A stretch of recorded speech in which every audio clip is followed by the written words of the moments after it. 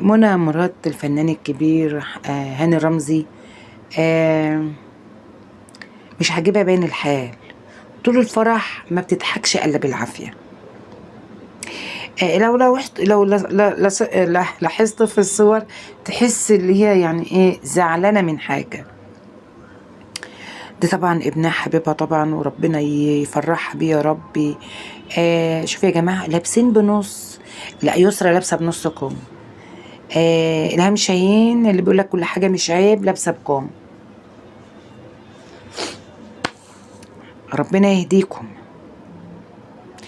عاوزين تطلعوا ترند جديد،